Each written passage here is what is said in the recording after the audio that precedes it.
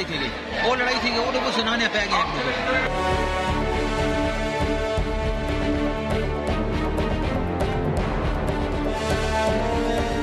हमारे मुल्क में पहले भी क़यामत टूटी थी 16 दिसंबर को जब ढाका फॉल हुआ था। आज पाकिस्तान का मुआशी जो है सरेंडर हो रहा है।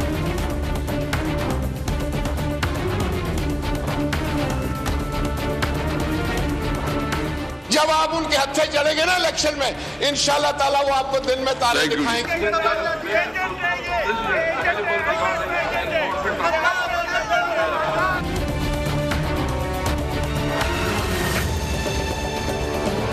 पार्लियामान के आज के मनाज़र थे, floor of the house, national assembly. हमारे सियासतदान जिस तरह से बिज़नेस रन कर रहे थे पार्लियामेंट का, आप देख रहे थे। ख्वाजा आसिफ साहब की मैंने कल भी बात की थी, उन्होंने सकूत ढाका का जिक्र किया और उन्होंने कहा कि सरेंडर हुआ था 1971 में। आज मौशी सरेंडर हो रहा है पाकिस्तान का।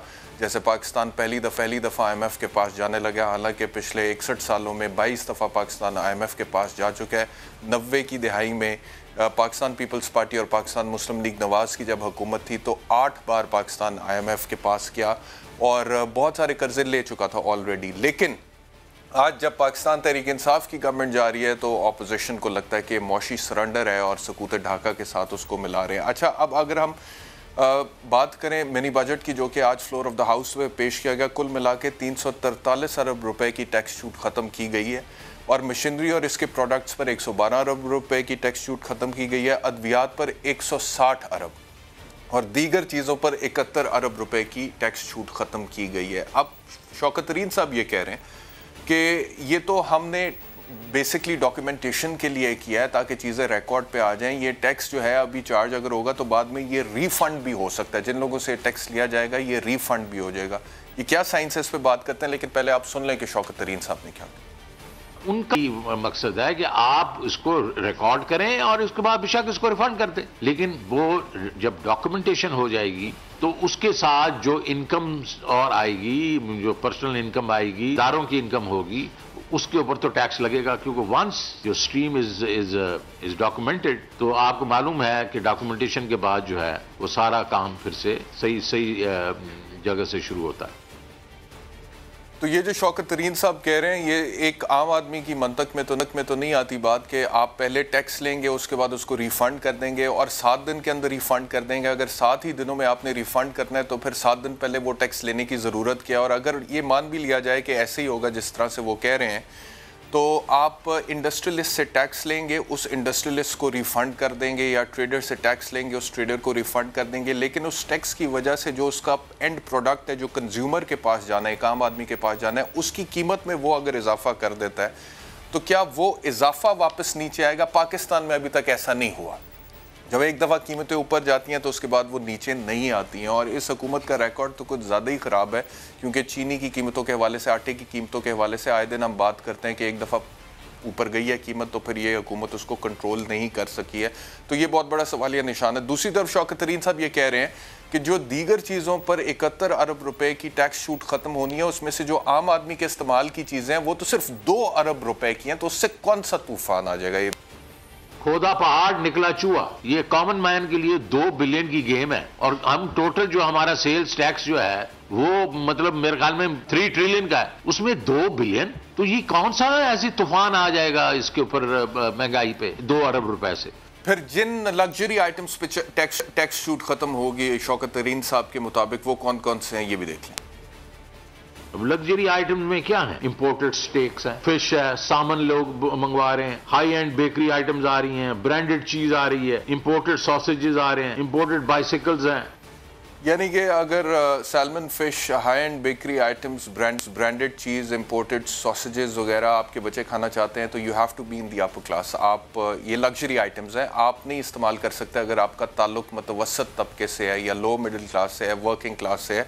For that you have to be in the upper class. ये कह दिया है शौकत तरीन साहब ने। आम आदमी के इस्तेमाल की कौन सी चीज़ों पर टैक्स छूट ख़त्म हो रही है इनके मुताबिक, वो बड़ा आइटम जो है वो पर्सनल कंप्यूटर्स हैं, स्विंग मशीन्स हैं, मैच बॉक्सेस हैं, आयोडाइज्ड सॉल्ट है, रेड चिलीज हैं और कॉन्ट्रसेप्टिव्स हैं। इससे अगर महंगाई बढ़ जाएगी इस 2 अरब से, तो फिर मेरा ख्याल में तो हम बात सही नहीं कर रहे ना। आयोडीन मिला नमक, उस पर महंगाई अगर बढ़ जाएगी, सुर्ख मिर्चें बढ़ जाएगी, तो वो उनके मुताबिक इतना ज़्यादा इससे फ़र्क नहीं पड़ता। अब किन चीज़ों पे सेल्स टैक्स नहीं लगेगा जो आम आदमी के इस्तेमाल की चीज़ें हैं शौकत तरीन साहब के मुताबिक?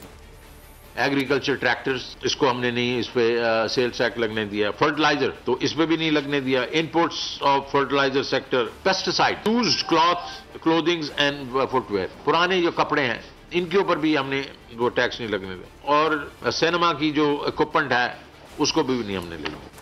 अच्छा, एक तो ये इशू आज सारा दिन डिस्कशन हुआ और किस तरीके से डिस्कस हुआ वो भी हम थोड़ी देर में डिस्कस करेंगे। दूसरा, स्टेट बैंक की खुद मुख्तारी।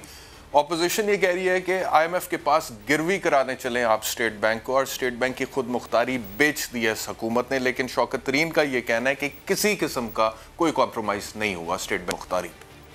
PTI है उसका मंशूर में है कि वो इंस्टीट्यूशनल जो है लोगों को अथॉरिटी देना चाहती है, इंडिपेंडेंस देना चाहती है, ताकि इंस्टीट्यूशंस जो हैं वो मजबूत हो। तो ये कहना कि यार खुद मुख्तारी जो है वो कॉम्प्रोमाइज हो जाएगी, हम स्टेट बैंक से पैसा नहीं ले सकते, अरे भाई 2.5 साल से तो नहीं ले रहे, कौन सी हमारी खुद मुख्तारी जो है वो इंडिपेंडेंस से वो कॉम्प्रोमाइज हो गई है। फिर ये भी क्लियर किया शौकत तरीन साहब ने कि IMF के कहने पे हमने ये तो ज़रूर कर दिया है कि हुकूमत स्टेट बैंक से अब लोन नहीं ले सकती, क्योंकि जो भी हुकूमत पहले आती थी उसे पैसों की ज़रूरत पड़ती थी, वो कर्जा स्टेट बैंक से लेती थी, जिसकी वजह से स्टेट बैंक नोट ज़्यादा छापता था। जब नोट ज़्यादा छापता था तो महंगाई हो जाती थी। तो उस सर्कल को ख़त्म करने के लिए हुकूमत अब स्टेट बैंक से लोन नहीं ले सकती है। लेकिन जो IMF का मुतालबा था कि स्टेट बैंक को हर किस्म की तफ्तीश और जवाबदही से इस्तिस्ना दे दिया जाए, ये हमने हरगिज़ नहीं माना है। उन्होंने जो और चीज़ें करने की कोशिश की और जिसको हमने रेजिस्ट किया वो ये था कि उनको इम्यूनिटी हो जाए, प्रोसिक्यूशन की इम्यूनिटी होनी चाहिए। वो जो चीज़ करें वो बेसिकली ना नैब ना कोई और इदारा ना कोई अदालत उनको वो कर सके। वो हमने बिल्कुल, हमने कहा ये कॉन्स्टिट्यूशन के खिलाफ है।